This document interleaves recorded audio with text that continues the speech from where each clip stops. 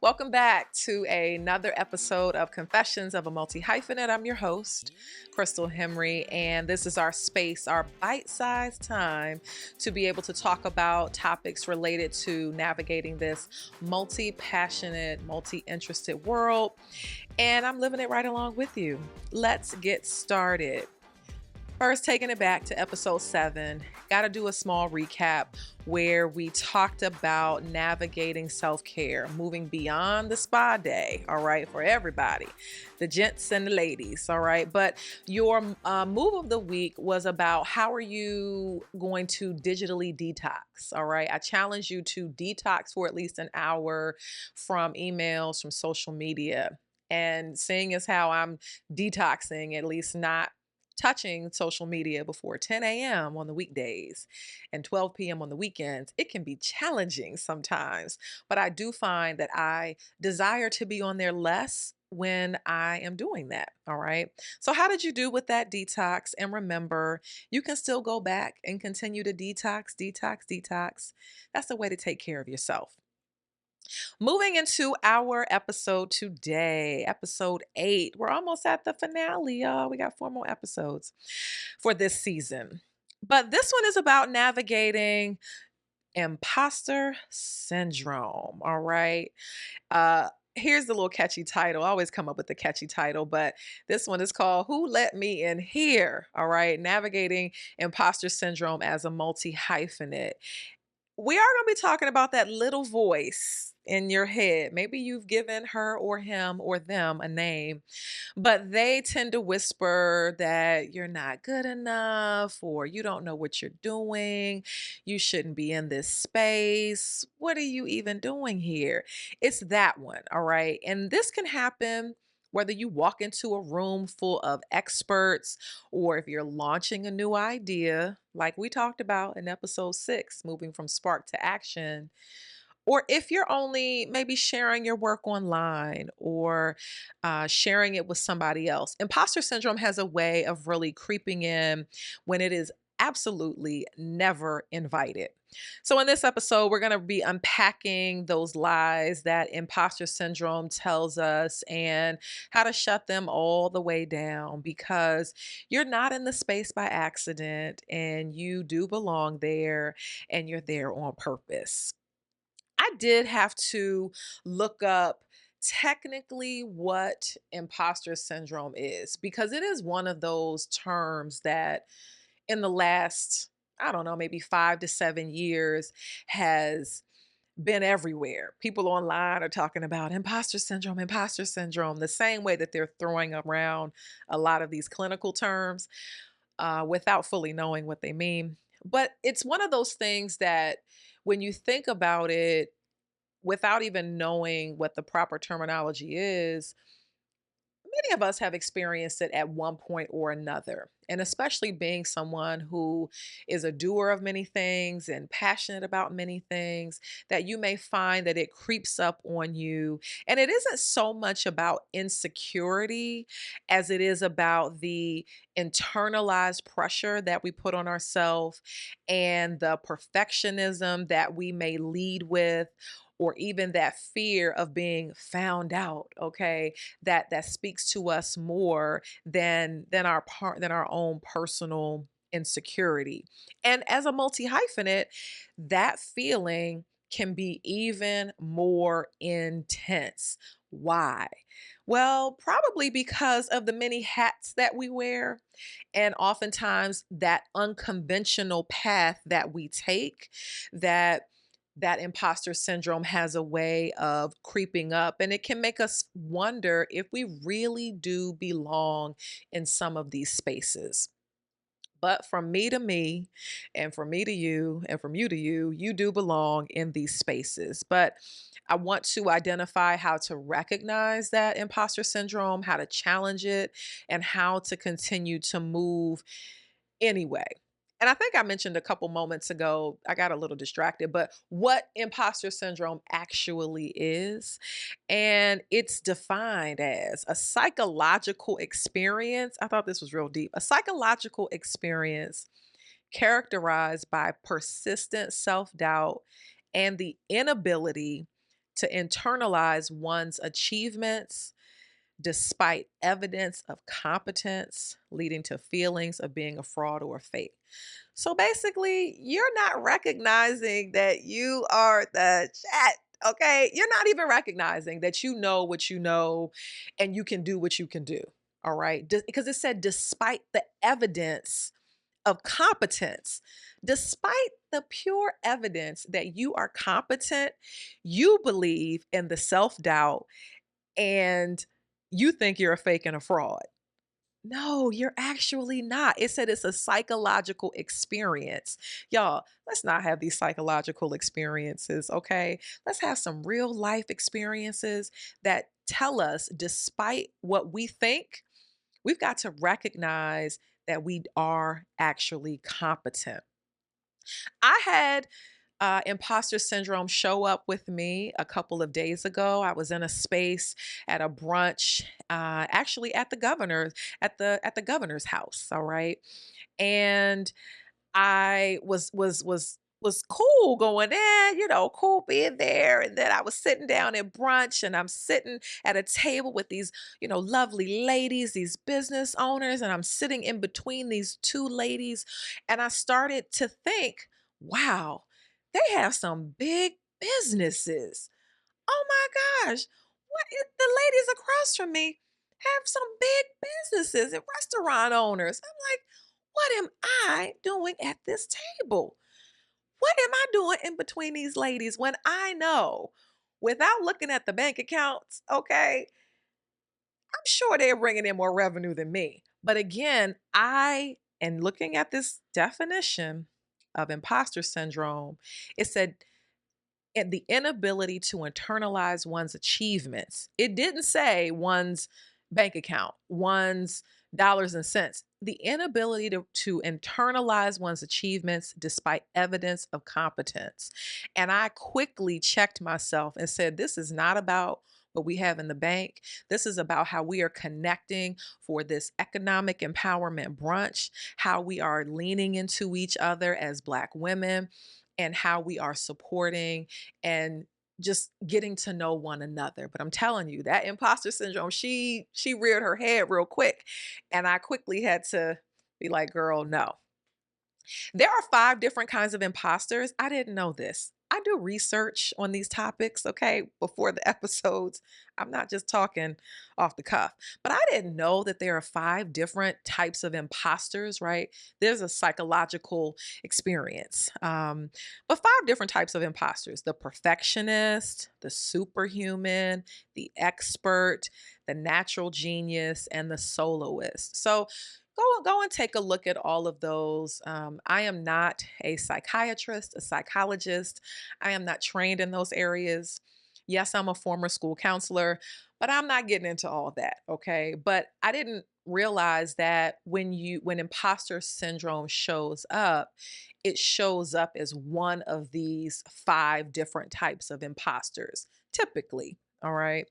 But I just wonder where you fit in and where you sometimes see yourself in those types of ways. I know when I was at that brunch, I was trying to show up as the perfectionist in some ways. And I quickly had to realize, no, that doesn't fit me right now. I don't even want to wear that. And that may have only lasted a couple of minutes and I took it off.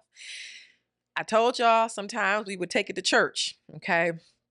Now, listen, the Bible doesn't talk about perfectionism in those ways, but it does talk about not comparing yourself to other people. Again, how am I measuring up against somebody else's highlight reel? Don't do it. All right. And the Bible warns against comparison because everybody is unique and made in God's image. Okay. So, yes, God looks like all of us. God thinks like all of us. And if he wanted everybody to be one person, then he would have made us in that way. So trust in your own journey and trust in God's guidance. Even with the Bible, again, we still in church, y'all. Uh, the Bible talks about taking every thought captive, okay, and being able to apply the word of God to those thoughts. And so again, when I started to think in that moment that I wasn't good enough or that I didn't belong in this space. No, take that thought captive. What does the word say? The word says that I do not have to feel that way, that I should be thinking better of myself. All right. And last one, when I feel weak, when I don't feel competent or that I'm good enough, the Bible says, right, that God's strength shows up in my weakness. So again, this is not to say that I'm staying in a place of weakness or that I believe I'm weak. But again, when that imposter shows up and tells me I'm not good enough, no, that's when I can lean into my faith, into what it is that I know. Okay. Now, social media plays a big part in this. All right. You are watching this on YouTube. And if you're not watching it on YouTube, then you're listening to it on some platform, or you may be connected with me through Instagram. But social media can oftentimes make us feel like imposters because we see what people want us to see, we hear what people want us to hear, and then we measure ourselves against that. Do we know the whole story? No. I heard you say it. No, we don't know the whole story. So why do we compare ourselves? It's natural to do. It's very difficult to actually not do. But we don't know the full story. We don't know their life. We're seeing or listening to a couple of moments from somebody's day, from their life that they choose to share. Let's not do that. All right. So now we're moving into our 5 tips on how to navigate imposter syndrome. All right. Who let me in here? Who let imposter syndrome in here? The first thing is to name it when it shows up.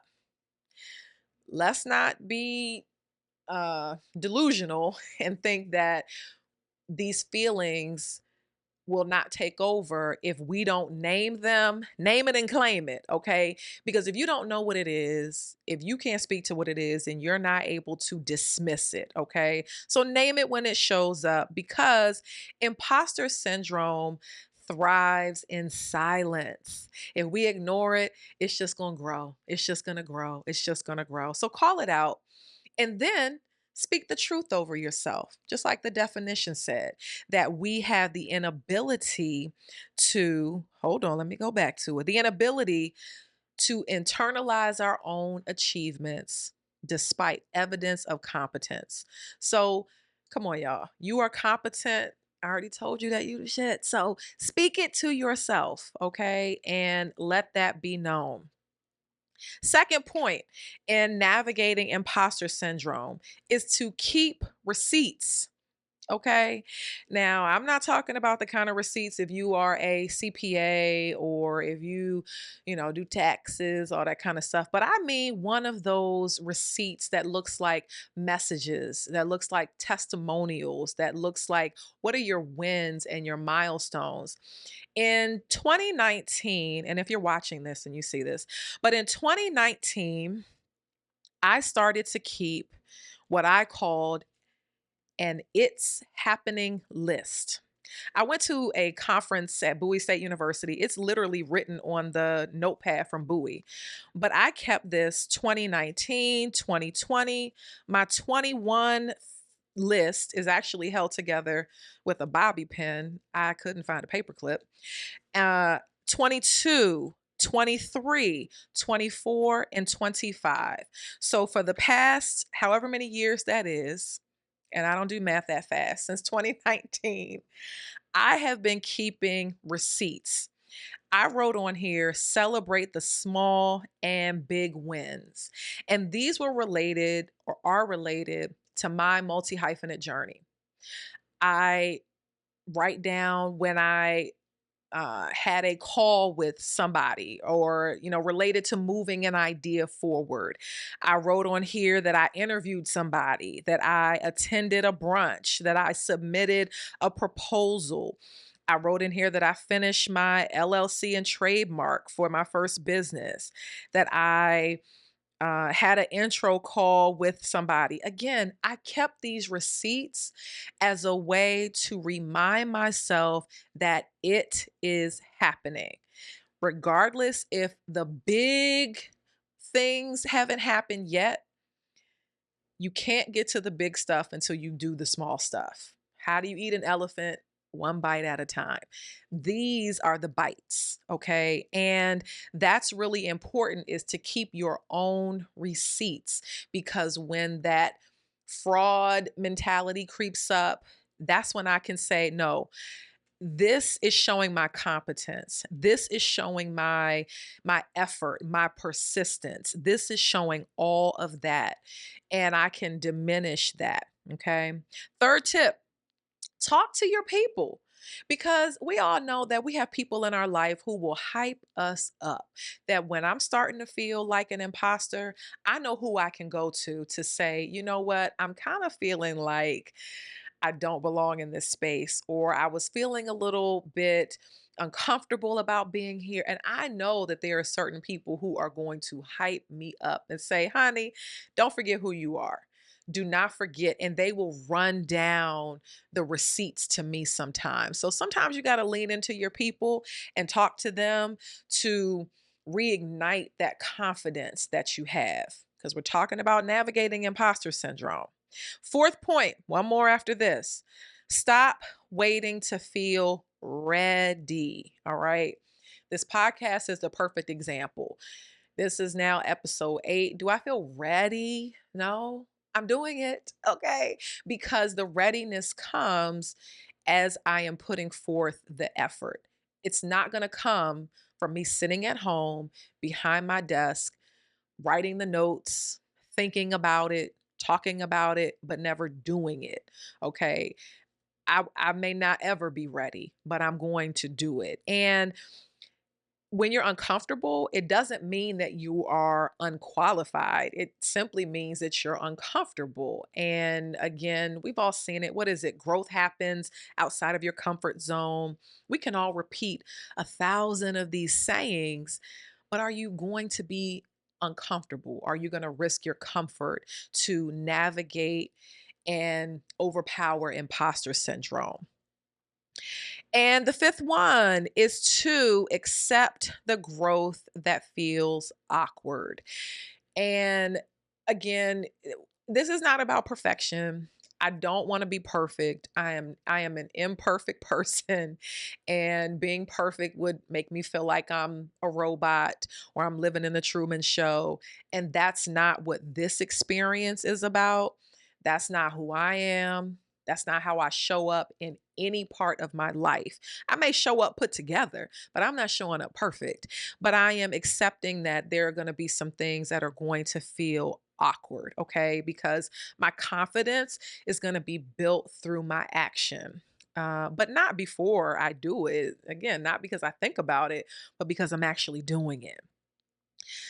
Think about how you're going to navigate imposter syndrome and to really call it out.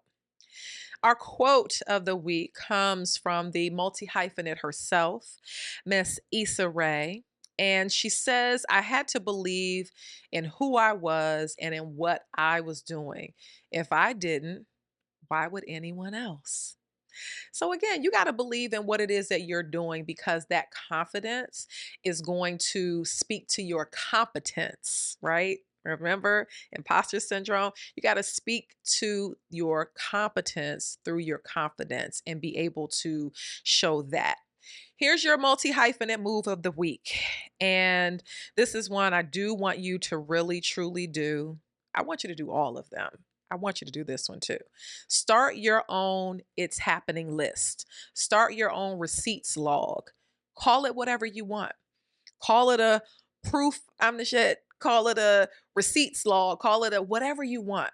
But start your own list and keep track of it monthly. Yes, keep track of it monthly. I have mine in here, January, February, March. Keep track of it. All right. You might even have to go back and review your calendar if you keep events or happenings on your calendar to jog your memory. But you can start today, this month, whenever you listen to this or watch this, and begin your list. All right. Challenge yourself to call out that imposter syndrome when it shows up, because you're not a fraud. You are somebody who's evolving in this multi-hyphenate space, and imposter syndrome can be very, very loud at times, but your purpose is a whole lot louder. And that's what's going to speak and be the dominant force to remind you of your competence while you're building confidence. Okay. So keep showing up, even if your voice gets a little shaky, even if you start sweating under your arms a little bit, because you belong in every single space that you are in. I appreciate you listening into this week's episode of Confessions of a Multi-Hyphenate. I challenge you to implement that move of the week. It's about progress, not perfection.